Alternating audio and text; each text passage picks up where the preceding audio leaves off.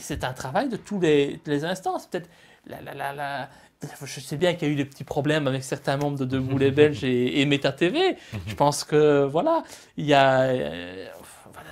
peut y avoir des difficultés un peu partout. Ce qu'il faut absolument éviter, c'est de mener un combat qui soit purement virtuel. Parce que le combat, il demande bien plus que ça. Il demande une présence sur le terrain, il demande une présence auprès des citoyens. Et les citoyens doivent entendre ce que nous avons à dire. Et pour ça, ça ne suffit pas Internet. Il faut bien le dire. Ou sinon, je pense que dans 20 ans, on sera encore dans le même pétrin. Ouais, on sera encore sur Internet à commenter. C'est ça. Donc, voilà, les coups de gueule, ils sont là. Hein. C'est-à-dire que voilà, j'aimerais bien aujourd'hui qu'on fasse preuve d'un peu plus de solidarité. Et que, par exemple, j'aimerais bien voir Alain Soral, Dieudo, toutes les grandes figures de la dissidence venir assister à mon procès et me soutenir. J'aimerais bien. Pourquoi on ne le fait pas? Parce que moi, je suis tout seul là en Belgique. Il n'y a personne pour me soutenir, il n'y a que des gens pour m'enfoncer. Donc, je pense qu'on doit se serrer les coudes. Et voilà, c'est la même chose pour mon bouquin. Hein. Personne ne l'a relayé, mis à part Dieudonné qu'il a mis sur sa boutique. Personne n'a parlé du bouquin que j'ai fait, que j'ai publié tout seul. Il n'y a pas de maison d'édition derrière. J'ai tout fait comme un grand de A à Z. Et bon, la solidarité fait que elle n'existe pas et donc personne n'en parle. Et donc je vends mon livre comme un imbécile sur mon site internet où j'en vends quelques-uns par semaine. Voilà, bon, pourtant c'est un livre qui renferme énormément d'informations, beaucoup de révélations. On en apprend beaucoup sur le monde politique, sur la dissidence, sur les coulisses de la dissidence, les coulisses de la politique. Et sincèrement, je pense que si tout le monde pouvait le lire, même des gens qui ne s'intéressent pas du tout à Meta TV, à Dieudonné, à Égalité et Réconciliation, et ben franchement, les gens changeraient leur vision de la société et des médias. Mais bon, voilà. Un petit aperçu, on va dire. Tout à fait. Voilà. Alors, j'ai pas de chat. Je voulais voir un peu ce que ça raconte. Non, ça marche pas. D'accord, c'est ce qu'on me dit là. D'accord, il n'y a pas de chat. Bon, pas de chat. Malheureusement, parce que j'imagine qu'il y avait des... Oh, il y en a qui vont être frustrés. Ah bah, j'imagine qu'il y en a qui avaient des questions à nous poser. Mais bon, c'est pas grave. On remarque qu'on pourra aller en deuxième partie au moins sur la page Facebook, par exemple. Et sur la page Facebook, je me connecterai en deuxième partie et... Comme ça, vous pourrez poser des questions directement parce que sur la page Meta TV, pour ceux qui ne savent pas, voilà, et vous posez vos questions sous la publication de l'émission et je prendrai les questions tout à l'heure. Puis on va faire une petite pause si la régie, elle est prête. Donc on fait une petite pause et puis on revient juste après. C'est toujours la libre antenne, le jeu de la vérité avec Laurent Louis. À vous la régie. Voilà, donc de retour sur la libre antenne, l'émission Le Jeu de la Vérité spéciale avec Laurent Louis. Donc on a vu les questions, hein, t'as vu, il y a du monde, hein, il y en a qui est malade. Là, ah bah tu as des gens qui te poursuivent un peu. Ouais, là, ouais. Alors il y a une question, enfin plusieurs questions. Bon, on va être obligé. André-Philippe Van Desmal. Alors André-Philippe Van Desmal. Bon, il faut quand même savoir qui est ce monsieur. Ce monsieur, c'est quand même un avocat qui n'a rien à foutre de ses journées, donc je ne sais pas ce qu'il doit avoir comme client, mais pas beaucoup, parce qu'il passe ses journées sur Internet. Et il est membre du CDH, donc le Centre démocrate humaniste, qui est l'ancien parti social-chrétien. Donc c'est le parti de Joël Milquet, enfin tous ces imbéciles qui ne servent à rien. Et ce gars, depuis que j'ai été élu au Parlement, il a fait une focalisation sur moi. Donc, n'ayant rien à faire de ses journées, il s'est dit, je vais emmerder ce petit jeune qui est là au Parlement. Et depuis, il n'arrête pas. Et je crois que les personnes qui peuvent avoir accès à son profil aujourd'hui, puisqu'il est là sur Facebook, eh bien, il faut se rendre compte que ce monsieur, on doit le remercier parce que c'est grâce à lui que Debout les Belges, encore aujourd'hui, n'est pas en mesure d'ouvrir un compte en banque. Puisque comme il n'a pas de clients, il s'invente ses clients. Il paye même les clients pour qu'ils m'attaquent.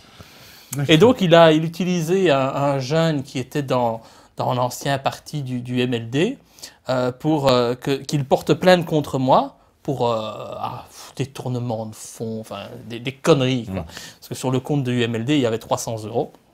Donc moi j'avais simplement transformé les statuts de la SBL, transformé en deux boulets belges, voilà, on peut commencer à travailler et utiliser ce compte en banque comme n'importe quel ASBL. Ben lui non, il a trouvé plus intelligent à aller porter plainte.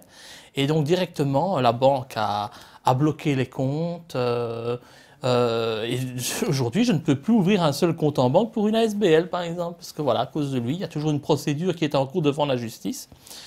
J'ai été entendu une fois, mais voilà, c'est tout.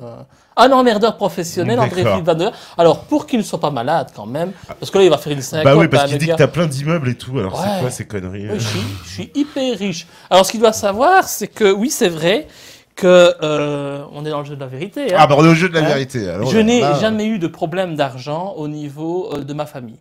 Ma famille, mes grands-parents, mes parents sont tous des enfants uniques. Donc déjà, ça permet quand même de garder un certain patrimoine. Il se fait que mes grands-parents, mes parents n'ont jamais dépensé d'argent. Ils ne sont jamais partis en vacances. Ils n'ont jamais pris l'avion. Mes parents n'ont jamais mis un pied dans un avion. Ils n'ont jamais été plus loin que Paris et la côte belge. Alors c'est vrai que lorsque l'on vit de cette manière-là, ben, c'est pas comme aujourd'hui, où les gens, certains, partent 4 fois en vacances par an. Ils nous parlent aussi d'écologie en mettant des petits panneaux solaires sur leur toit pour faire croire qu'ils sont écolos, mais ils partent à l'autre bout du monde tous les ans, 4 fois par an.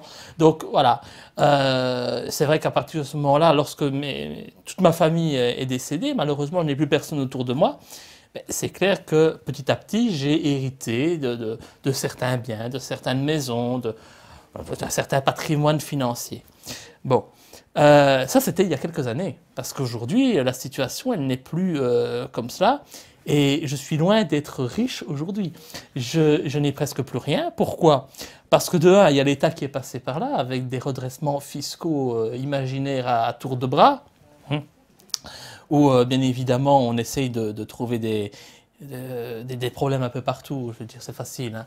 Hein. Pour essayer de faire en sorte que Laura Louis ne puisse pas travailler et développer son mouvement, il faut lui couper l'apport financier, on va dire, ses ressources financières. Ouais. Et donc tout le monde est passé par là. Moi, je n'ai pas su frauder et me débarrasser de cet argent, donc là, l'État en a pris beaucoup. Après, tout le monde sait que j'étais marié pendant 13 ans, donc j'ai été marié avec mon ex-femme Catherine. Et il y a 2 ans de cela, j'ai divorcé. Et donc, je me suis maintenant marié avec mon épouse, Siem. Et lors de ce divorce, j'ai perdu beaucoup parce que c'est moi qui suis parti. Et comme je suis quelqu'un de bien, j'estime que quand on quitte sa femme, au moins on doit lui laisser les moyens de vivre sans soi. Et là, par exemple, j'ai tout perdu. Là, je me suis retrouvé du jour au lendemain sans rien. J'ai quitté l'appartement dont on était propriétaire. Je lui ai tout laissé, les couverts, les assiettes, tous les meubles. J'ai tout recommencé à zéro en 3 jours. 3 jours, donc j'ai acheté ce qu'il fallait. Voilà, je me suis débrouillé comme ça et aujourd'hui, je suis loin d'être propriétaire de tous les biens dont M. Van de Smal parle. À croire qu'il est notaire, mais il n'est qu'un avocat de pacotille. Mais non, j'ai juste il parle d'immeubles sur la côte. Oui, il rêve hein, des immeubles sur la côte. J'ai juste un petit studio qui fait 35 mètres carrés à la côte belge. 35 mètres carrés, c'est pas des immeubles.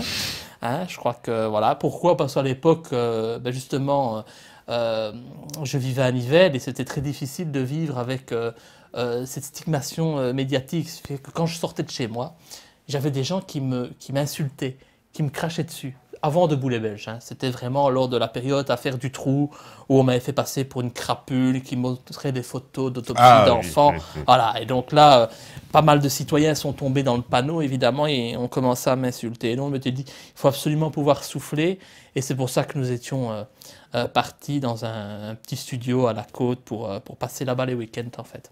Voilà, bon, Monsieur Van de Smal peut être content, parce que depuis, il est vendu. Et je n'ai donc plus de biens immobiliers, je n'ai plus rien. Et aujourd'hui, je me retrouve, si j'ai 10 000 euros devant moi, c'est beaucoup. D'accord, parce qu'on parle aussi, alors là, il y a plusieurs, on me dit, oui, il touche une retraite. Justement, donc, il faut savoir que depuis donc, les élections, je touche une indemnité de sortie. Tous les députés qui ne sont pas réélus touchent cette indemnité-là, qui est, c'est 8 000 euros brut, pardon, brut. Donc oui, bon, c'est pas rien du tout, évidemment, mais ça ne dure que pendant 1 an. Il faut savoir qu'un député qui sort n'a pas droit au chômage non plus. Donc là, au mois de mai, ça se termine. Il est important que j'ai trouvé quelque chose d'ici là, parce que sinon, je n'ai pas droit au chômage. Donc voilà. Oui, d'accord. Voilà. Mais c'est un petit peu normal. Je ne vois pas pourquoi on stigmatise à ce point-là. Il faut savoir que il faut savoir ce que les citoyens veulent. Vous savez, il y a énormément de députés qui ont un travail autre que celui de député. Et ils passent leur temps dans leur cabinet médical, dans leur cabinet d'avocat, et ils ne sont jamais au Parlement. Mais ils sont payés pour être au Parlement. Donc pendant toute leur vie, ils continuent donc à être au Parlement tout en ayant une autre profession sur le côté. Moi, lorsque j'ai été élu, j'ai décidé d'être député à temps plein. J'ai laissé tomber toutes mes activités professionnelles, j'ai fait une croix dessus et je me suis vraiment concentré sur ma fonction de parlementaire, parce que je pense que tous les députés devraient agir de la sorte. On est payé pour être au Parlement et on est bien payé. Pas pour encore avoir un travail à côté et passer le plus clair de son temps dans son cabinet médical ou son cabinet d'avocat. Donc voilà. Après, lorsque ça se termine, on se retrouve sans rien. Donc il faut aussi donner aux personnes qui ont envie de se lancer en politique une certaine petite garantie. Il faut savoir qu'à un moment donné, bon, même s'ils plaquent tout pour se lancer en politique et essayer d'arriver au Parlement, ce qui n'est déjà pas facile, après ils auront quand même une petite bouée de sauvetage pendant 1 an pour s'en sortir. Bon voilà, c'est ça que depuis lors, je vis. Donc c'est pas à vie, parce qu'il y en a qui disent non, que c'est à vie. C'est pas à vie. J'aurais bien aimé, franchement, mais non, c'est pas à vie. Mais bon, voilà. On me dit, vous réclamez des dons de vos suiveurs, pourtant votre ASBL, donc je pense que c'est en Belgique, hein, ASBL, oui, voilà, Debout les Belges n'est pas en ordre et devrait même être dissoute faute d'administrateur. Or, les dons doivent être versés sur votre propre compte bancaire. Considérez-vous que c'est de l'abus de biens sociaux? Bah, tu viens d'expliquer, il n'y a pas de compte bancaire. Mais c'est encore autre chose. Bah oui, évidemment. Donc, mais c'est encore mieux que ça et je vais vous montrer à quel point je suis réglo et je suis honnête. C'est de 1, la SBL Debout les Belges est en ordre. Je pense que ce monsieur Bob le bricoleur, c'est Bob le bricoleur. En tout cas, il n'a pas les bons outils pour aller vérifier au moniteur belge et que donc vraiment, il devrait revoir sa caisse à outils parce que là, il est vraiment à côté de la plaque. Debout les Belges aujourd'hui, de nouveau, une nouvelle organisation a déjà été déposée. Oui. Il y a des administrateurs, il y a suffisamment de personnes, donc on est 3 dans la SBL jusqu'à présent. Ça va encore évoluer puisque j'ai dit tout à l'heure qu'il allait y avoir des modifications au niveau de la structure de Debout les Belges avec une vice-présidente et autres. Donc, mais ça petit à petit d'ailleurs, je crois que Bob le bricoleur il va suivre ça. Je demande des dons. Des dons pourquoi? C'est clair que l'objectif actuellement, c'est de pouvoir remettre sur pied le mouvement. Pour mettre sur pied le mouvement, j'aimerais bien aller à la rencontre des citoyens. Pour aller à la rencontre des citoyens, j'ai besoin de matériel et j'ai besoin de tracts. Et c'est pour ça que j'ai fait cet appel aux dons, pour pouvoir réaliser de nouveaux tracts et pour pouvoir aller à la rencontre des citoyens. Donc, maintenant, par rapport au compte en banque, eh bien, c'est très simple. Vous savez, on s'est beaucoup foutu de ma gueule lorsque j'ai dit que je montais une société de coaching. Oui. Voilà. Pourquoi j'ai monté cette société de coaching? De 1, parce que pendant 4 ans au Parlement, j'ai eu cette impression d'être assistant social et coach de tous les citoyens qui, toutes les semaines, venaient dans mon bureau en me disant « Aidez-moi, aidez-moi ». Mais il faut que les gens se rendent compte que s'ils ne s'aident pas eux-mêmes, personne ne va les aider. On ne peut pas être derrière les gens en permanence pour essayer de faire en sorte qu'ils s'en sortent. C'est chacun qui doit être en mesure de modifier sa vie, de trouver les ressources pour s'en sortir. Et c'est ça que je me suis dit à la fin de mon mandat, les gens, ils attendent un messie, mais ils ont besoin d'être encadrés. Ils ont besoin d'être encouragés en permanence. Ils ont besoin en fait de voir qu'ils sont quelque chose et qu'ils ne sont pas cette merde que le gouvernement, que l'État leur fait croire qu'ils sont. Et donc, je me suis dit, ben oui, le coaching, c'est logique. Et donc, je me suis mis là-dedans, non pas pour être coach, mais tout simplement pour mettre sur pied une couverture avec un numéro de TVA. Donc, ça, c'est parce que je suis indépendant. Et n'ayant pas de compte en banque pour la SBL de Boulay-Bel, je me suis dit, pour vendre mon bouquin, l'État va me tomber dessus si je ne suis pas indépendant. Donc, j'ai décidé d'être indépendant avec un numéro de compte. Et les dons que je demande, je demande aussi qu'ils soient versés sur ce numéro de compte professionnel. Ce qui veut donc dire que tout est soumis aux impôts, évidemment. Et que là-dessus, on paye 50% à l'État. Et je n'ai pas la possibilité de faire autrement grâce à cet imbécile de M. Van de Smal. Et donc, oui, c'est dommage d'un certain côté, mais les dons qui me sont versés, d'office, je dois les déclarer, parce que je fais ça de manière légale. Et donc, évidemment, il y a une partie qui va à l'État. Ouais, donc je ne suis pas du tout un escroc, il n'y a pas d'abus de biens sociaux. D'accord, parce que là ils sont, voilà, on me dit les trolls vont se régaler ce soir, Meta TV nourrit les trolls. Oui bon, c'est un peu... Bon, ils n'ont pas besoin de nous, voilà, ils sont autosuffisants. Voilà, c'était la récré André Lurquin. Alors, ça c'est intéressant, André Lurquin. Alors dis-moi, parce que là... André Lurquin. Alors, vous n'avez pas honte de raqueter les mini-mexés alors que vous avez eu de confortables indemnités parlementaires et une belle prime de sortie quand le peuple n'a plus voulu de vous. C'est qui c'est ce gars? Non. C'est mon ancien médecin de famille. D'accord. Donc c'était le médecin de mes grands-parents. De tes grands-parents, de tes parents. Et d'ailleurs, il est tellement bon qu'il n'a même pas vu que mes grands-parents avaient un cancer. Bon, passons sur sa compétence. Mais c'est pire que ça. C'est que cet homme, en tant que médecin de famille, a eu le culot d'aller révéler des informations privées sur l'état de santé des membres de ma famille publiquement. C'est une violation totale du secret professionnel. Ah ouais. Et ce monsieur ose me dire, vous n'avez pas honte. Mais je voudrais simplement lui dire, mais même pas docteur, parce qu'il ne mérite pas ce titre à mon sens, est-ce que lui n'a pas honte d'aller révéler des informations confidentielles de ses patients dans la presse ou sur Facebook? Franchement. Et là, je crois que ça, on est dans le rendez-vous des trolls. C'est le bal des trolls. Ah ouais, oui, ils sont donnés rendez-vous. Je crois qu'il avait raison, c'est Rafa. Et il avait parfaitement raison. Ouais. Alors, qu'est-ce qu'on me dit encore? Bon, Bob, le bricoleur aussi, nous a laissé pas mal de choses. Ah bah, il parle... du fameux du fameux Ananas Assurance. Tout le monde dit bah allons-y hein, parce qu'on me dit vous vous présentez comme le fondateur du mouvement Debout les Belges. Le trésorier Lagmiche lui aussi se revendique d'en être le fondateur et financier. Qui de vous deux dit vrai? Tu l'as expliqué tout à l'heure. Moi, je l'ai dit. Hein. Il a expliqué, mon cher Bob. Tout s'est passé. En revanche, par contre, c'est vrai que on nous parle en janvier, vous annonciez avoir été engagé comme directeur de production par les éditions de la Plume, propriété de la femme de Dieudonné. Votre contrat semble avoir tourné court. Est-ce dû au sale caractère de Noémie ou à votre désir inassouvi de toujours vouloir être au-dessus de tout le monde?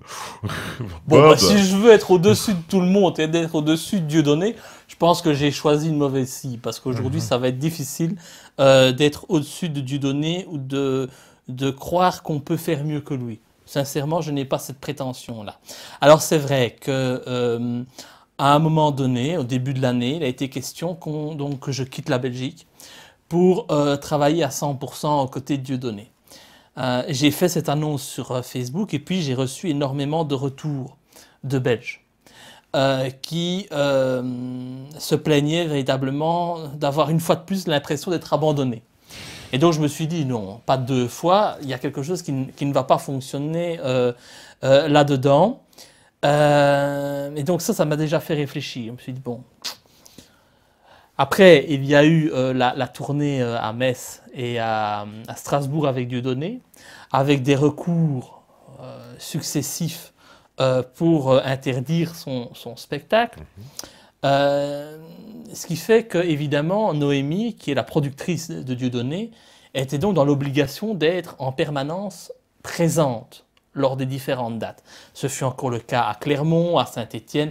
Enfin bon, c'est en permanence. Aujourd'hui, Dieudonné, lorsqu'il s'en va à un spectacle, il met dans ses bagages, bien évidemment, Noémie, mais il met aussi ses avocats. Ses avocats, ouais. Parce qu'il ne peut plus faire aujourd'hui un spectacle sans avoir ses avocats autour de lui. Ils ont été en Suisse, ils ont été partout. Oui, bien sûr. Oui. Donc c'est une organisation incroyable. Et donc c'est vrai que, normalement, j'aurais dû m'occuper donc de la campagne, enfin de la campagne, voilà, je confonds encore, de la tournée de Dieudonné et être le représentant de la production. Ça tombe à l'eau évidemment puisque Noémie doit être en permanence présente. Ça ne sert à rien de faire un doublon. De deux, j'avoue que le monde du spectacle, c'est pas mon monde à moi. Moi, je pouvais le faire pour dépanner, parce que c'était le cas, c'était pour remplacer quelqu'un qui en avait marre en fait de toute cette agitation autour de Dieudonné, qui assurait cette fonction-là auparavant et qui a laissé tomber. Et donc c'est vrai qu'on m'a proposé ça, c'est une relation de confiance puisque c'est quand même cette personne-là qui doit garder par exemple les chèques pour payer les salles. Donc on a des chèques qui sont signés, et je veux dire il faut remplir les montants. Donc on ne peut pas donner cette fonction-là à n'importe qui. Donc comme c'était une marque de confiance à mon égard, ben, je l'ai accepté. Et puis vu les événements, comment ils tournent et la difficulté que rencontre Dieudonné lors de chacune de ces dates, on a préféré laisser tomber d'un commun accord. Et moi, ça ne me dérange pas. Ma vocation et mon objectif, mon ambition n'a jamais été d'être employé par les productions de la Plume et de m'occuper de la tournée de Dieudonné. C'est pas ça ma vocation.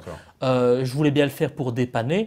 Après, on s'est rendu compte que voilà, ça n'allait pas être possible parce que c'est trop compliqué et que la productrice doit être là, ce qui est normal. Donc voilà, on a laissé tomber. Voilà, pour moi, c'est pas du tout un problème. Et ça ne veut pas dire pour autant qu'il y a de l'eau dans le gaz entre Dieudonné et moi. Ah bah ça, c'est que tout le monde a cru. Hein. Oui, alors autant percer l'abcès parce que tout le monde a pensé ça. Moi, le premier, j'ai lu un statut Facebook assez assassin. Donc j'ai pensé immédiatement, d'ailleurs, mais voilà, je me suis... Alors qu'on me dise pas que je suis dans le coup, d'ailleurs, je suis pas dans le coup. Hein. Mais pour les voilà. Mais je me suis dit, bah, y a de l'eau dans le gaz entre Laurent Louis et Dieudonné, quoi. Et je pense que tout le monde s'est posé la question, donc autant... Mais je pense que parce que tout le monde s'attend à ce qu'il y ait de l'eau dans le gaz et qu'il y en a beaucoup qui apprendraient cette nouvelle en se réjouissant. Et oui, c'est ça qui est assez... Oui, mais c'est ça qui est assez triste au niveau de notre mouvement. Et c'est clair qu'au mois de décembre, on m'a confié la gestion totale de la assurance, qui pour moi est le seul projet qui permet de donner un avenir durable à ce mouvement de résistance ou de dissidence pour lequel je me bats depuis quand même pas mal de temps.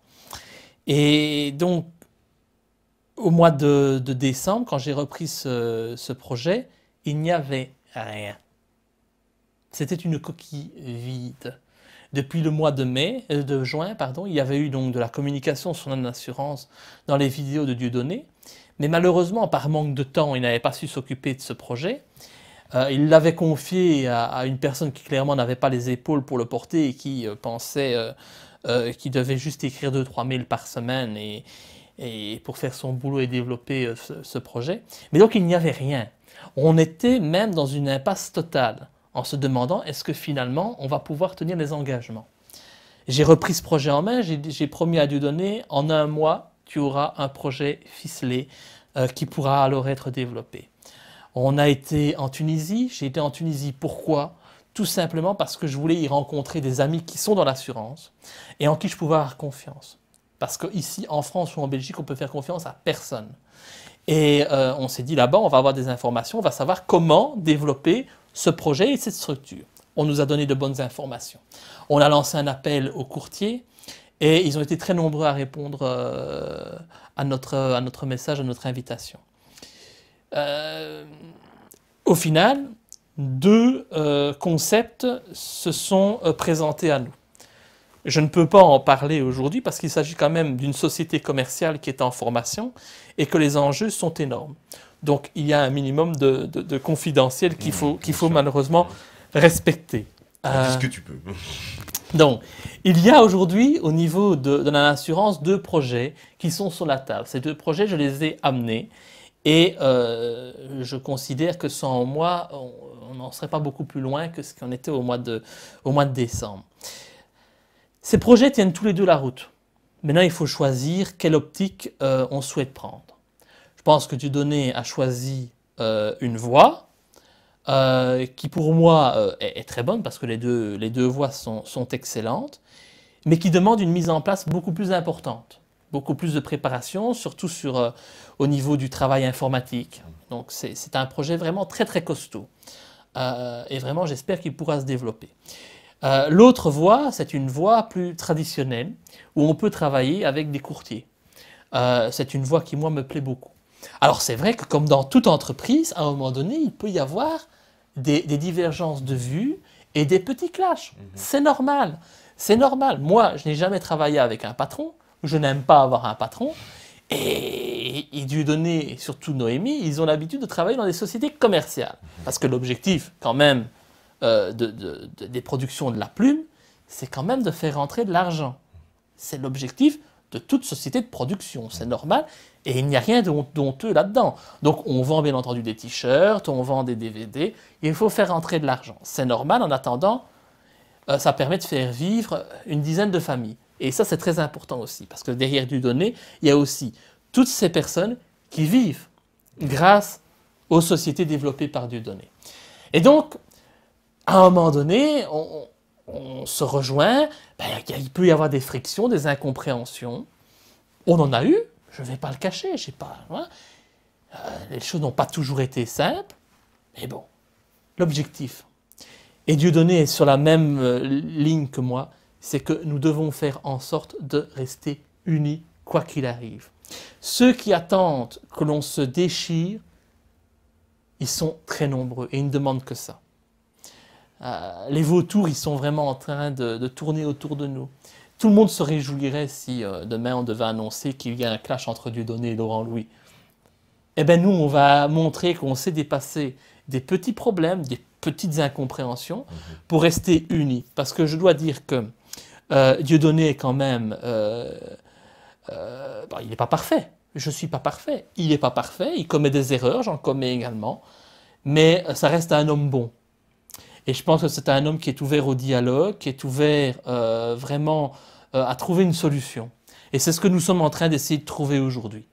Et donc de toute façon, et ça je peux déjà le dire, c'est que mon objectif dans les semaines qui viennent, maintenant que le projet pour la France est vraiment mis sur pied et qu'il va être développé par les informaticiens, les développeurs, eh bien je vais développer une structure pour la Belgique, pour que les personnes qui souhaitent également changer d'assureur et participer par cet acte militant à ce grand mouvement, c'est-à-dire pas donner des dons, mais voilà, pas payer un cent de plus, peut-être payer moins de primes d'assurance, eh bien pourront le faire et rejoindre la structure que je vais mettre sur pied en Belgique. Je compte également le faire en Tunisie, parce qu'il y a aussi un soutien très important là-bas.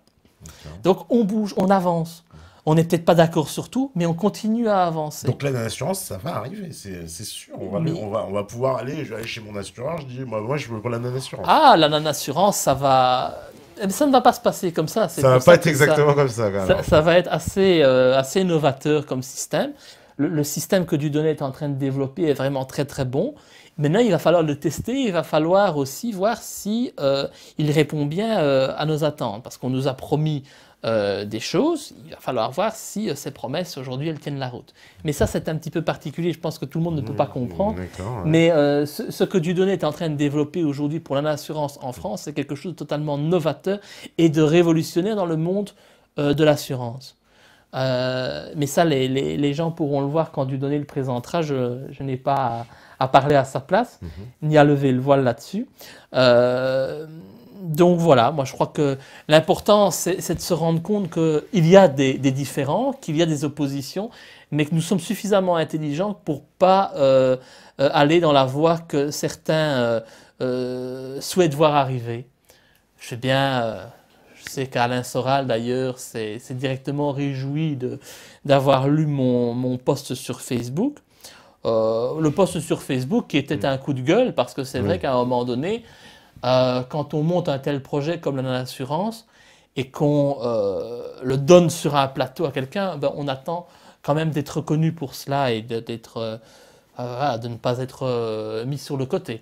Donc voilà, j'ai bien voulu recadrer ça. Je pense que Dieudonné a toujours été ouvert à cette réalité-là et qu'aujourd'hui on est toujours en bon terme. D'ailleurs, je l'ai encore eu au téléphone en venant ici sur la route. Hein. J'étais en train d'écouter le président de la LICRA sur Europe 1 et hop, j'ai lui donné qu'il me téléphone. Hein. Voilà. Et donc voilà, on parle. La volonté est vraiment là, c'est de pouvoir continuer à travailler ensemble. Voilà, les gens sont toujours très, très prompts à se faire des idées. Mais non, je ne dis pas que tout est rose. Hein. Tout n'est pas rose et rien n'est jamais facile et donné à l'avance. Mais on essaie de dépasser nos différences pour justement rester soudés parce que les gens, ils attendent qu'on soit responsable. Ils n'ont pas envie de voir des gamins dans une cour de récréation qui sont en train de se cracher dessus. Si on doit constituer un espoir pour des milliers de personnes, on ne va quand même pas se comporter comme certains se sont comportés ces derniers mois sur Internet. Parce que je suis désolé, parlons par exemple d'un homme comme Alain Soral. Il a fait énormément au niveau de la dissidence. Il a fait énormément avec Égalité et Réconciliation. Mais en quelques instants, cet homme, pour qui j'ai du respect pour le travail qu'il a fourni, il a tout détruit. En attaquant tout le monde, en méprisant tout le monde, en méprisant plein de personnes qui se sont battues pour faire passer nos idées. Tu as été attaqué. Oui. Hein, je pense que c'était très clair. Il m'a traité de mytho. Comment peut-il me traiter de mytho alors que je ne fais qu'exprimer tout haut cette thèse à lui, qu'il a développée au départ? N'a-t-il jamais parlé d'attentat sous faux drapeau, Alain Soral? Bien sûr que si. Alors en quoi je suis mytho maintenant? Donc en quelques instants, il a tout bazardé, je ne sais pas ce qu'il lui a pris, et il s'est véritablement ridiculisé. Je ne parle même pas des photos à poil dont il est très fier vu son anatomie, mais on est où là? C'est quoi ce cirque? Moi je crois rêver. Donc moi je mets un point d'honneur à ne pas tomber dans ces enfantillages et à continuer à travailler avec Dieudonné qui pour moi est aujourd'hui le seul qui est capable de donner un avenir à notre mouvement. Pourquoi? Parce que lui, il est suivi par des milliers de personnes et qu'il représente une bouffée d'oxygène en termes économiques. Il est le seul à pouvoir faire rentrer de l'argent aujourd'hui de manière conséquente pour permettre à notre mouvement d'exister. Et là, l'assurance est un bon moyen de développer ce mouvement dissident, ce mouvement de résistance. Donc voilà, je pense que c'est... Mais est-ce que aussi il n'y a pas un côté, alors ça, tu vois, c'est ce que beaucoup de gens disent, ils disent, ouais, mais tout ça, ce sont des projets qui ils sont un peu là pour remplir les poches de Dieudonné. C'est quoi l'utilité dissidente? C'est-à-dire que, est-ce que c'est juste l'acte de prendre une assurance? Parce que qu'est-ce qu'il y aura de dissident vraiment dans l'assurance, en fait? C'est ça. Alors, c'est juste à qui je donne mon argent, en fait. C'est ça qui est dissident? Non, il n'y a pas que ça. Je comprends les critiques qui peuvent exister sur Dieudonné. Cet homme a connu le succès, a connu les plus grands plateaux de télévision, les plus grandes scènes. Il a été mis en avant pendant des années avec Elie Semoun. Après, il a dû se retrouver dans un car, dans un bus, pour faire ses spectacles. Il a connu des moments extrêmement difficiles. Et ces moments difficiles ne sont pas encore derrière lui. Il faut savoir que l'équipe de Dieudonné vit dans la peur en permanence. Il y a des familles là derrière. Il y a des gens qui ne sont pas assurés d'avoir leur emploi garanti. C'est très compliqué. Il y a une chasse qui est faite sur Dieudonné. Je pense que Manuel Valls a fait de Dieudonné sa cible.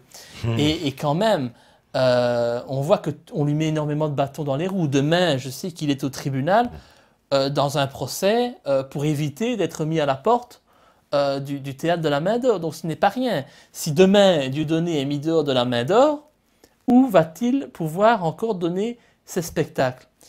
On voit bien que quand il essaie d'aller dans des salles extérieures, il a toujours tout le monde sur le dos. Donc, il est harcelé en permanence. Oui, oui. Donc, c'est pas évident de travailler dans ces conditions-là. Donc, lorsqu'il y a eu l'interdiction, par exemple, du spectacle Mur, je sais que tous les collaborateurs se sont dit « Mais qu'est-ce qu'on va devenir ?» Je sais que Noémie s'est dit « Mais comment je vais pouvoir continuer à payer toutes ces personnes que nous employons ?» C'est une réalité. Donc oui, il faut que la société gagne de l'argent et c'est normal. C'est pour ça qu'il est sur scène en permanence. Je ne connais pas un seul autre humoriste qui est sur scène comme ça le jeudi 2 fois, enfin avec 2 représentations, le vendredi, le samedi, qui fait des tournées. Enfin, il est en permanence, il n'est jamais à l'arrêt. Il donne des spectacles en permanence et c'est à chaque fois plein. Donc ça veut quand même dire quelque chose. Donc voilà. Je crois qu'il faut comprendre que l'objectif quand même, c'est de permettre la pérennité de la société et rien n'est garanti. Je veux dire, lui, il n'a pas droit aux aides de la télévision. Le spectacle, il le fait sans battage médiatique. Alors, maintenant, la non-assurance, tu me demandais, bien évidemment qu'il y a une volonté, c'est pas simplement passer par Dieudonné pour les beaux yeux de Dieudonné. Le but, Dieudonné, aujourd'hui, il veut faire en sorte de permettre à ce que les personnes qui passent par la non-assurance payent de 1 moins cher leur prime d'assurance. Ça, j'espère que ça pourra se mettre en place. Mais c'est quand même d'une manière assez conséquente. Mais il l'expliquera lui-même comment. Alors, après, c'est un acte militant, clairement. Puisqu'aujourd'hui, de toute façon, cette assurance, elle est obligatoire. On est obligé d'avoir une assurance pour sa voiture et pour sa maison. Voilà, on n'a pas le choix. On n'a pas le choix. Donc là, plutôt que de faire des dons, plutôt que d'acheter des t-shirts, plutôt que d'acheter des places de spectacle, on dit aux gens, ça ne vous coûtera pas plus cher, ça ne vous coûtera pas 1 cent, mais on va essayer de faire en sorte que ça vous coûte moins cher, mais en plus, vous allez payer une taxe que l'État rend obligatoire, et en la payant, donc en respectant la loi, vous allez financer ce que l'État déteste. Ce mouvement que l'État voudrait voir vraiment à genoux et anéanti. Donc évidemment, c'est un acte dissident. C'est clair. Puisque ça ne coûte rien et qu'en même temps, on respecte la loi et que ça peut même être bénéfique en payant moins cher. Mais ce n'est pas tout. Ce n'est pas juste l'acte dissident de changer d'assurance et de rejoindre la non-assurance. Il y a autre chose derrière. C'est que la non-assurance, c'est une société commerciale comme une autre, qui va bien entendu faire des bénéfices. Et avec ces bénéfices, nous allons bien entendu mettre sur pied différents projets. Alors là, il y a encore 2 philosophies qui sont en train de s'opposer, mais gentiment. Il y a une philosophie qui est de dire on va mettre sur pied une économie vertueuse. C'est-à-dire créer de l'emploi. Créer de l'emploi dans des secteurs innovants. Je pense qu'on a vu sur Canal+, parce que ça aussi c'est important. L'assurance doit permettre le développement de Canal+, et je pense que Canal+ fait bien son travail aujourd'hui. Je pense que c'est devenu une sorte de recueil d'informations vraiment très important. On a vu par exemple quelqu'un qui développait des moteurs à l'eau. Oui. On connaît ce système. Ben voilà, on pourrait peut-être investir là-dedans pour que finalement on puisse répandre de plus en plus ce genre de moteur. Investir donc dans des projets à part, ça servirait donc à, on va dire, à financer entre guillemets des projets. Des projets qui soient novateurs, vertueux. Ouais. Et ça, c'est très important pour nous. Développer tout ce qui est bio, permaculture. Je pense qu'il y a beaucoup de... Noémie, par exemple, porte beaucoup d'intérêt à tout ce qui est permaculture. Donc, je pense que ça peut être quelque chose de très, très bien aussi. C'est quand même notre environnement. C'est ce que nous mangeons. C'est la qualité de notre vie, finalement. Ouais. Moi, je pense aussi que nous devons investir dans des projets sociaux. C'est-à-dire venir en aide aux plus démunis, aux plus défavorisés. Alors ça, certains trouvent que c'est de l'assistanat. Moi, je crois qu'à partir d'un certain moment, il faut quand même venir en aide aux gens qui n'ont rien à bouffer. Parce que ça, c'est une réalité.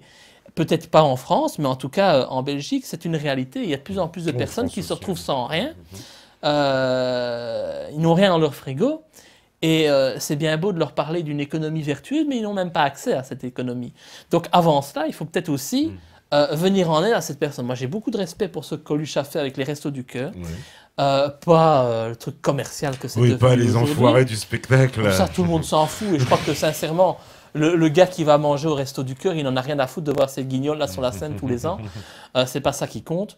Ce qui compte, c'est qu'il ait quand même quelque chose dans son estomac. Et donc moi, j'aimerais bien que les bénéfices puissent servir à venir en aide aux sans-abri. Je pense qu'il y a trop de sans-abri dans nos pays qui sont belges, qui sont français, qui se retrouvent du jour au lendemain dans la rue et qui parfois meurent même de froid.